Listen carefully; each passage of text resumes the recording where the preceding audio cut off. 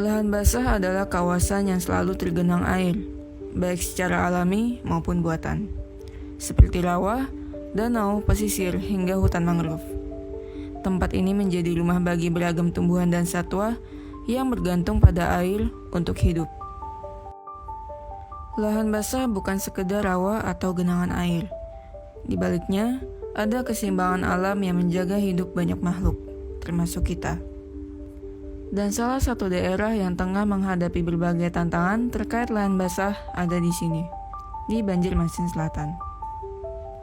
Mari kita lihat lebih dekat bagaimana kondisi lahan basah di Banjarmasin Selatan.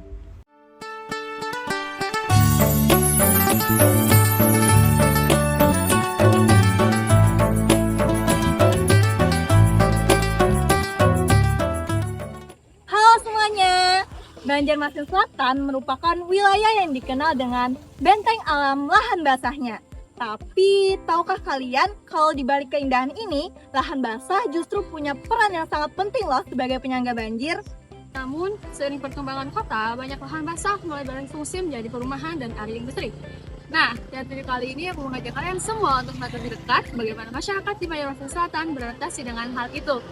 Baik dari sisi sosial, lingkungan, maupun hukum yang mengaturnya. Oke, langsung saja, yuk kita mulai petualangannya.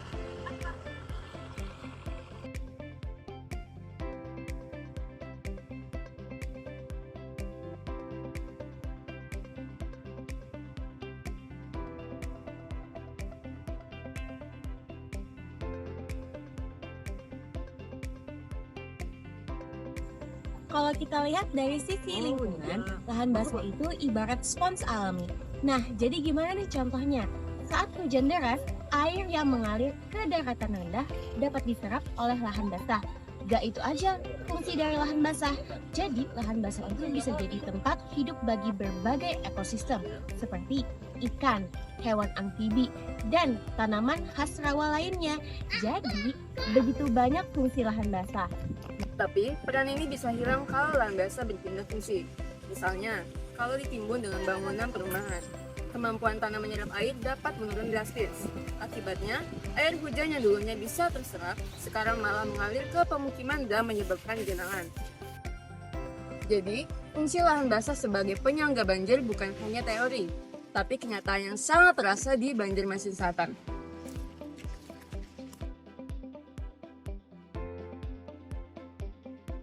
Dari hasil kunjungan lapangan di 3 kelurahan, Basiri Selatan, Kelayan, dan Mantuil, terlihat kalau perubahan lahan basah memberikan dampak yang berbeda-beda bagi masyarakat. Di Selatan, lahan pertanian yang dulu digunakan warga untuk perumahan atau bercocok tanam, kini banyak berubah menjadi kawasan perumahan. Dampaknya, intensitas banjir masih ada, walau kedalamannya berkurang, tapi di sisi lain, kemampuan tanah untuk menyerap air juga menurun.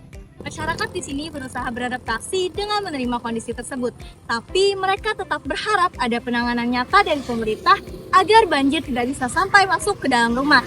Nah, dari sisi sosial, hal ini menunjukkan adanya penyesuaian pola hidup dari masyarakat agraris menuju masyarakat perkotaan. Sementara di Kelayan, rawa dan sawah berubah menjadi kawasan padat penduduk. Akibatnya, lahan pertanian menjadi semakin sedikit, produksi padi menurun, dan harga beras yang meningkat.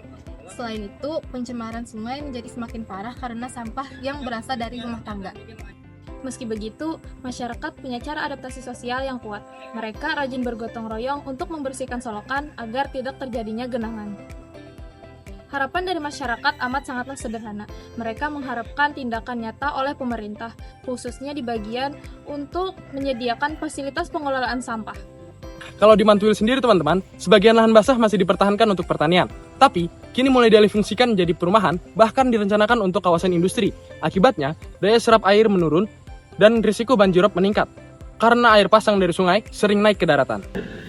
Masyarakat di sini punya cara adaptasi khas. Mereka membangun rumah panggung dan juga masih mempertahankan sebagian lahan pertanian.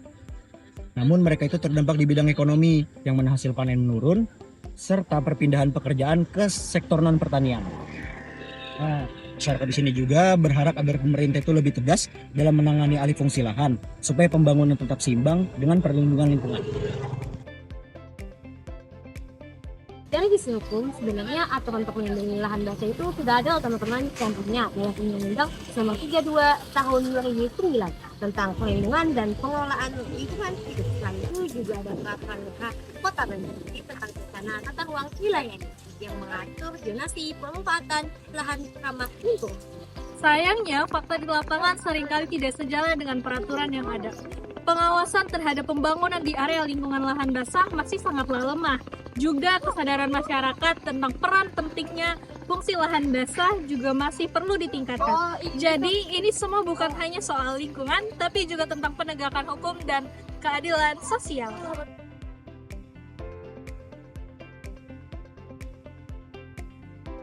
Dari perjalanan ini kita bisa belajar bahwa lahan basah bukan cuma jadi pemandangan indah, tetapi juga sebagai pelindung penting dari bencana banjir. Masyarakat Banjarmasin Selatan juga sudah berusaha beradaptasi, tapi dukungan kebijakan dan penegakan hukum tetap jadi kunci utama.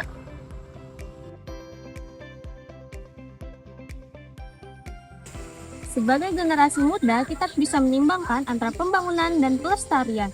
Karena apabila lahan basah habis, maka daya tahan tampung kota terhadap banjir juga habis. Mari bersama jaga lahan basah demi kehidupan.